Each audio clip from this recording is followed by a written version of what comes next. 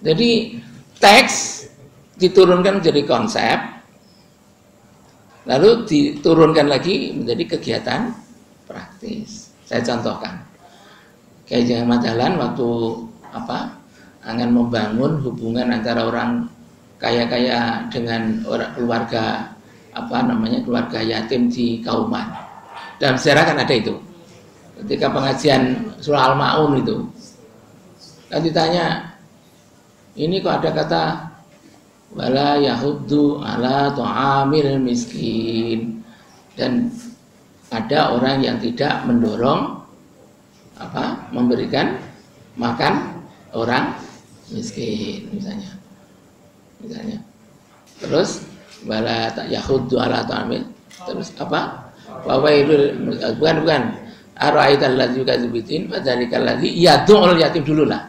Yad'ul yatim, membiarkan anak yatim. Tanya-tanya pada santri-santrinya, bapak-bapak yang terhormat, di Kauman ini kira-kira ada anak yatim, ada tidak? Linga-lingu itu. Insya Allah ada. Sekarang seminggu yang akan datang, coba tolong mencari data mengenai anak-anak yatim, di inventarisir itu loh nama-namanya. Oh, nama ini anaknya ini. Dah. Berikutnya, pada minggu berikutnya sudah datang, sudah ada catatannya, ada Kiai mana? Dah ini, wah banyak juga ya. Terus kamu apakan ini? Inilah namanya kegiatan praktis itu. Kamu apakan ini? Bingung lagi, kan tidak biasa.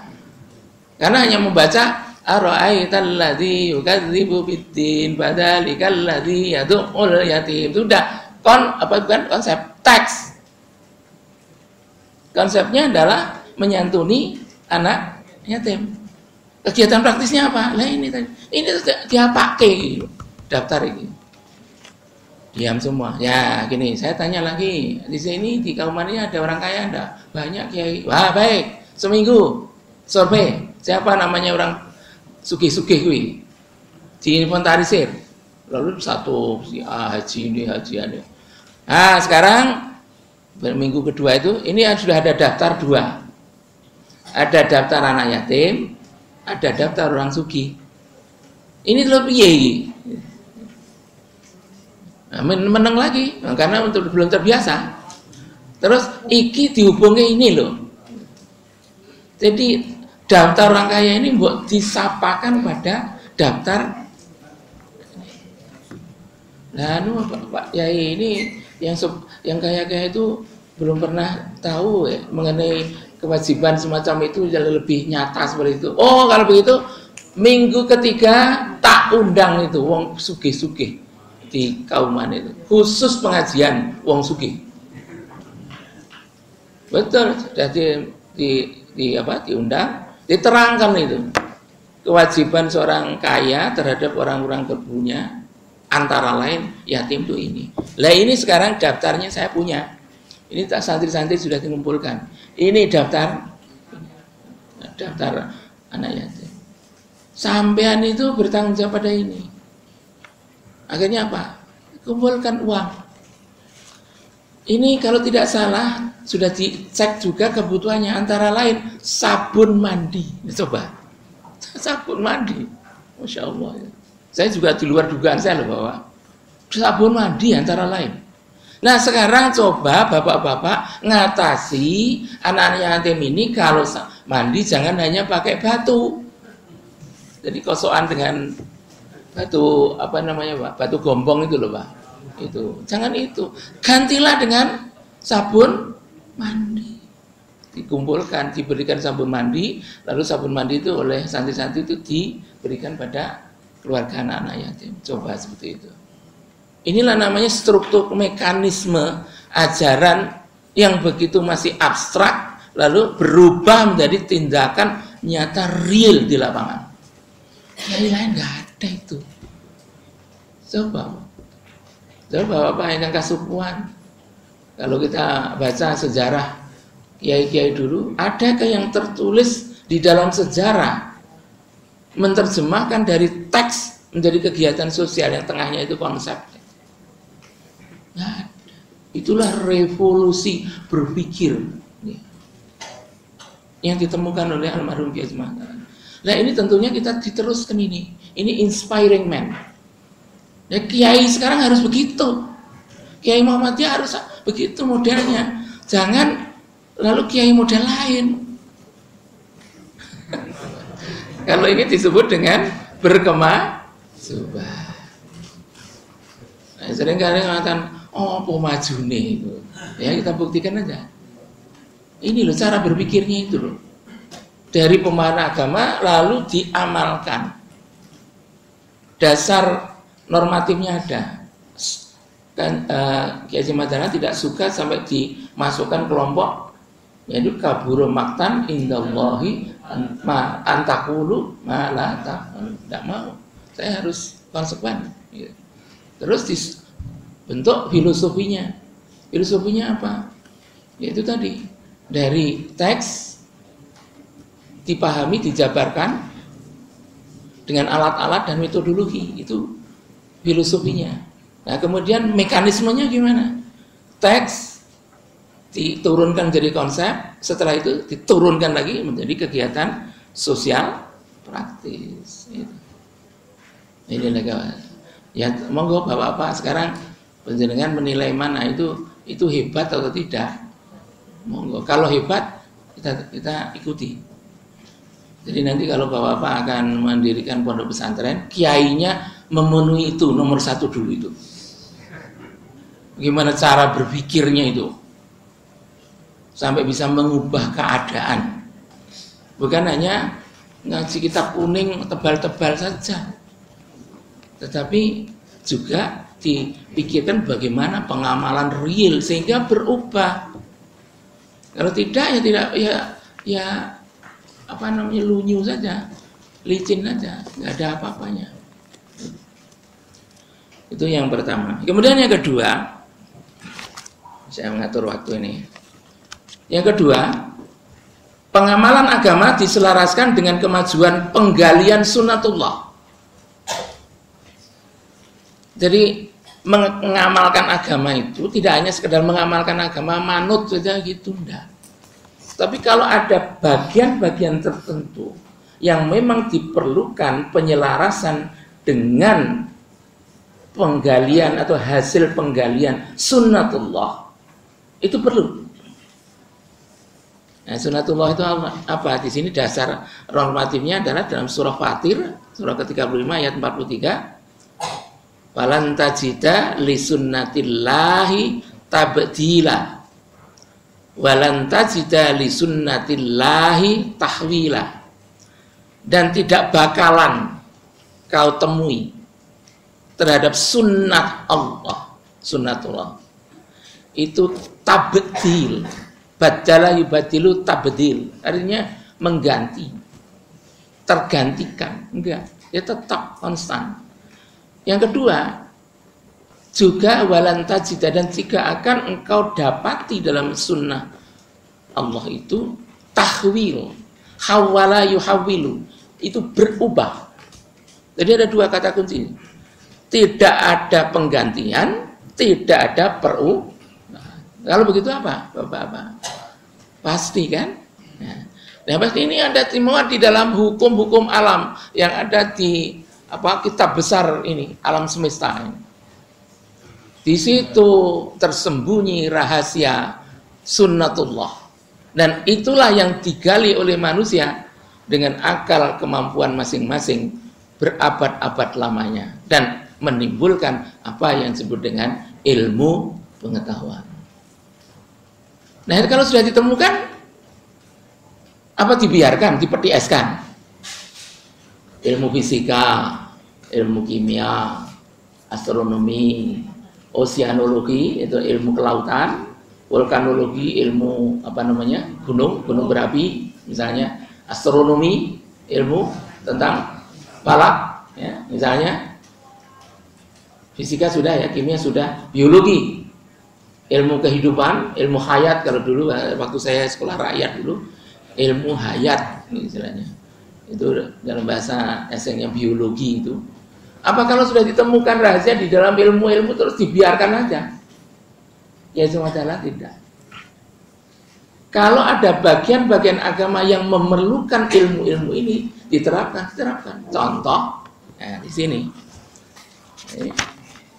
Inilah yang halaman 2 itu.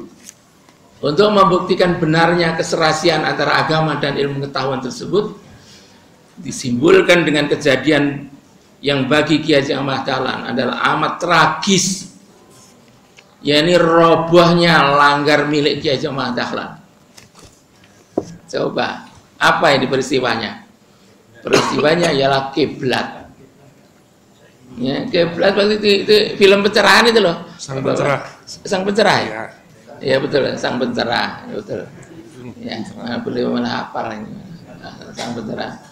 Ketika mengarahkan kiblat lalu memakai apa? Kapur 3 garis itu kan? Di dalam film itu kan ya, pakai kapur. Ya, kan? pakai Kapur. Lah penghulu keraton melihat tuh apa-apaan ini? Kok ada garis seperti ini?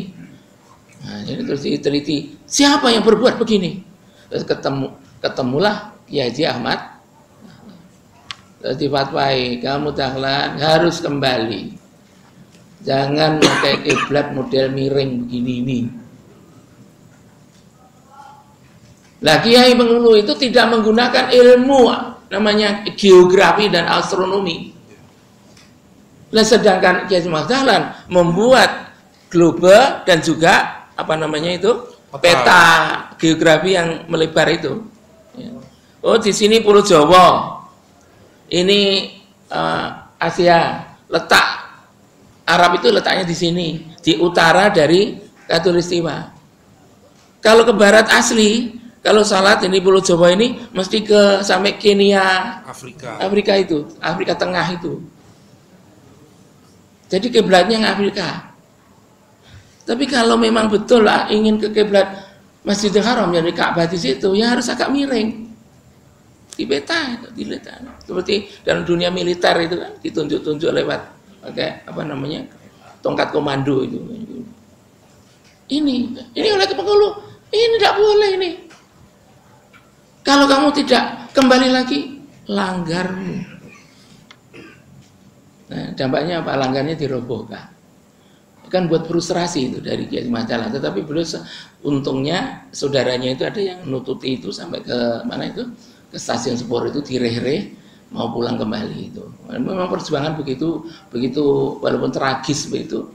Nah ini kan sama dengan Rasulullah di sini saya katakan, kalau untuk Nabi hijrah dari Mekah ke Madinah untuk mempertahankan benarnya tauhid, ya namanya berhala itu salah, itu dilakoni itu hijrah Mekah ke Madinah.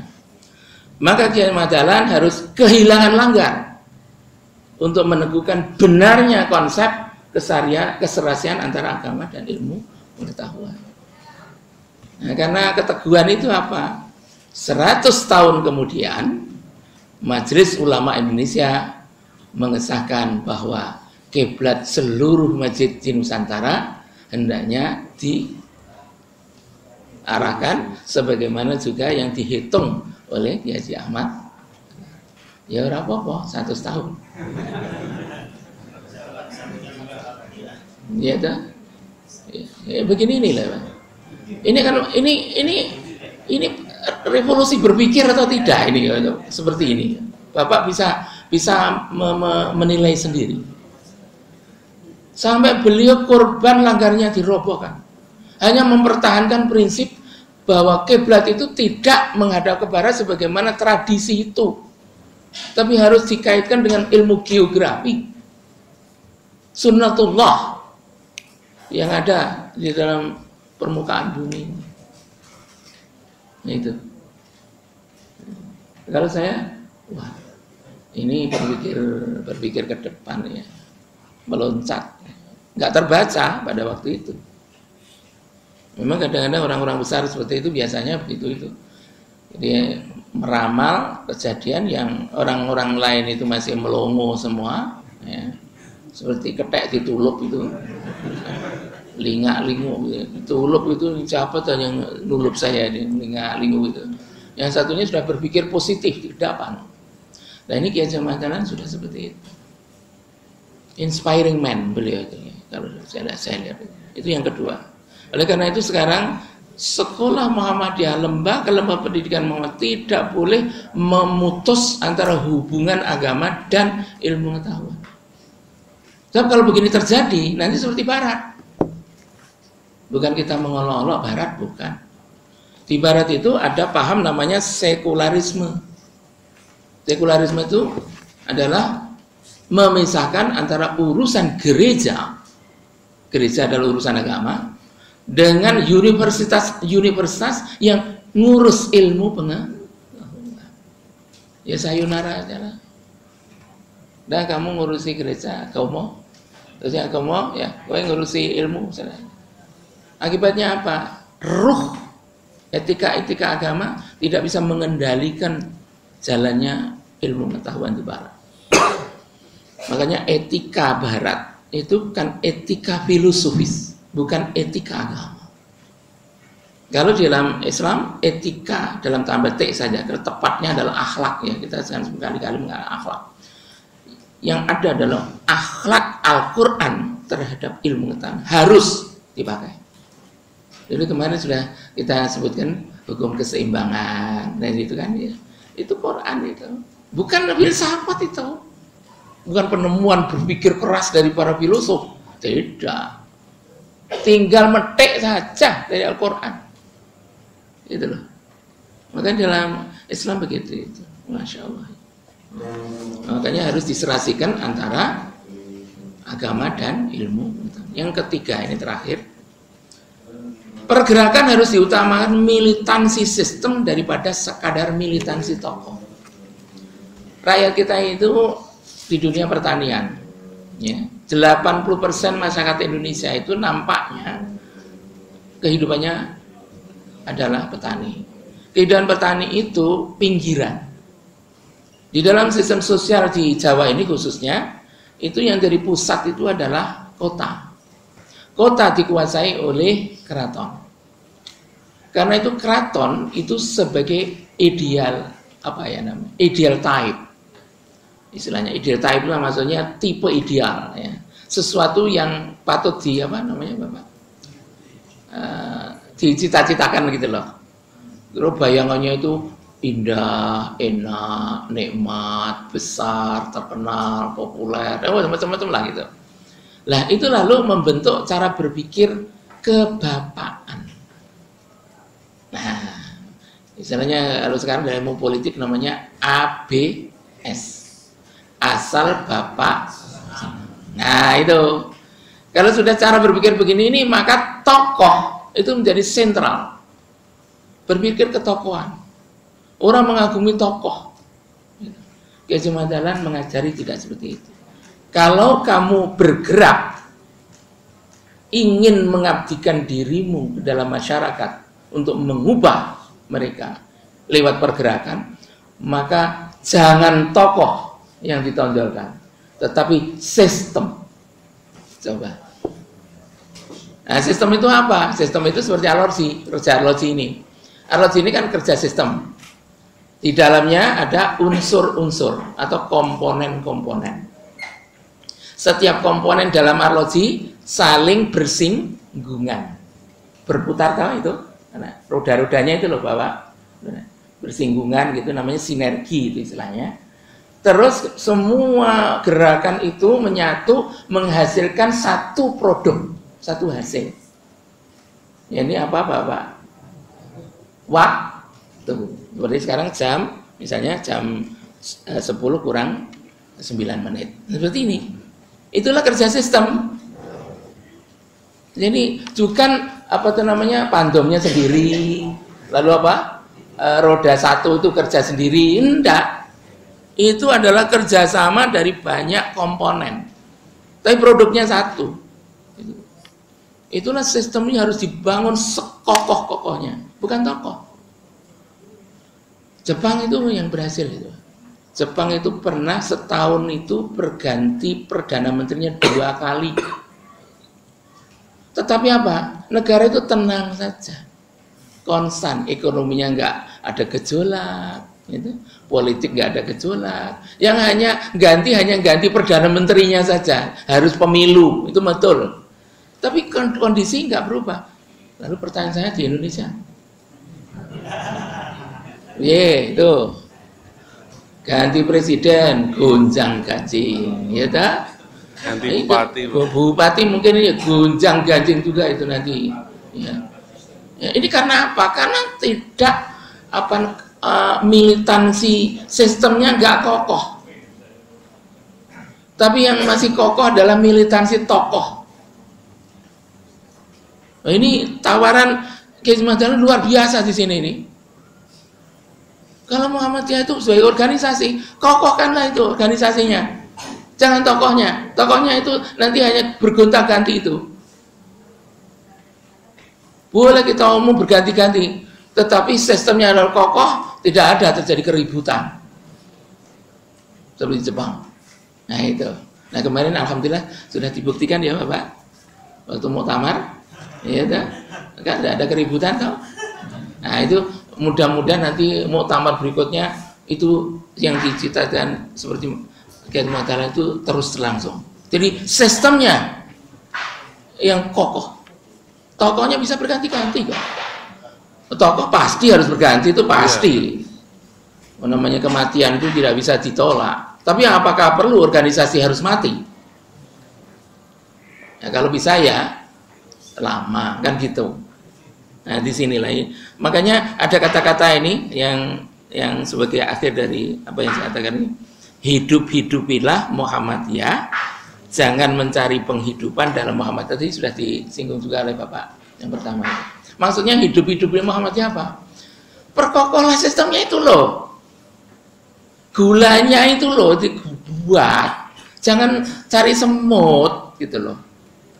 Kalau gulanya banyak nanti semut berdatangan. Sekolah, buat sekolah.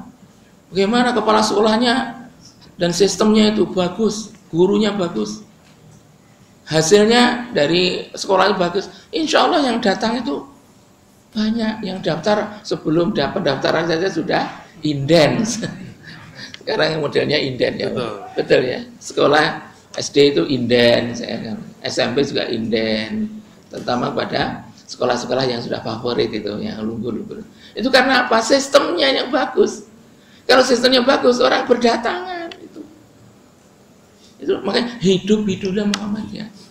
Jadi jangan cari penghidupan. Otomatis penghidupan itu akan terjaga kalau Muhammadiyahnya itu sistemnya hidup, sistemnya canggih, sistemnya unggul dan seterusnya.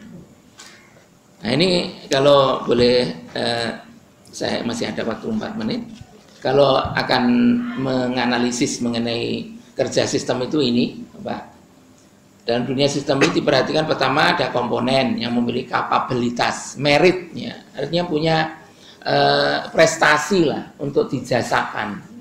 Jadi tidak ada tenaga kerja asal-asalan, mesti harus merit, harus ada keunggulan kerja. Kedua, putaran kerja stabil, putarannya harus jelas itu. Kalau komponennya bagus-bagus, ya, tadi seperti roda-roda itu dalam arloji itu, terus putarannya stabil. Kemudian yang ketiga, manajerialnya. Jadi kerja itu harus bercara manajerial. Ada 4 itu. Ada rencana, ada aksi, ada kontrol, pengawasan atau monitor, terus ada evaluasi. Sama dengan tadi loh, waktu surah Al-Asr tadi. Kan disebutkan oleh Kiai Madali bahwa illal ladzina amanu itu perencanaan, wa amilus sholihat itu aksi, itu aksinya, jadi actuatingnya itu. Kemudian watawasau bil haqqi watawasau bis sabr, evaluasi. Hanya 3 kalau dalam Quran. Tapi kalau di dalam ilmu manajemen itu biasanya dipecah 4. Rencana, setelah direncanakan, rencana diaksikan, diaktivitaskan. Dalam proses aktivitasi harus ada kontrol. Ini yang mana yang kurang benar diluruskan dan seterusnya itu supaya jalannya mesin itu menjadi normal. Seperti umpamanya kalau kita lihat apa namanya pemintalan apa namanya Bapak itu konveksi, itu kan setiap karyawan kan menghadapi apa itu nih kumparan itu apa itu ya, itu kan mungkin ada yang jendeli sadi, nah terus dibenarkan, itu namanya kontrol supaya mesin kain itu terus berjalan dengan baik. Yang putus segera disembung begitu dan seterusnya itu. Terus terakhir evaluasi. Jadi ini yang namanya sistem. Kerja sistem itu memenuhi tiga itu. Kalau kerja sistem memenuhi tiga itu akan kuat gitu. Kalau tidak sulit. Lah umat Islam sekali lagi ini sebagai akhir dari ceramah ini, kelemahannya adalah sistem. Umat Islam itu konsep hebat. Tapi kalau sudah praksis lemah. Orang barat itu dari segi konsep lemah. Tapi dari segi sistem hebat. Lah maunya milihnya gimana Bapak? Milihnya ya konsepnya hebat, sistemnya hebat. Kira-kira kita Muhammadiyah kira-kira sanggup enggak ya? Insya Allah. Jadi nanti terakhir ini kalau ada kiai dan kurikulum kitab kuningnya dipenuhi tiga ini, baru namanya pesantren Muhammadiyah, bukan pesantren yang lain. Wallahu a'lam bishawab. Begitu Bapak. Terima kasih atas perhatiannya. Mudah-mudahan ada sedikit tambahan pemahaman.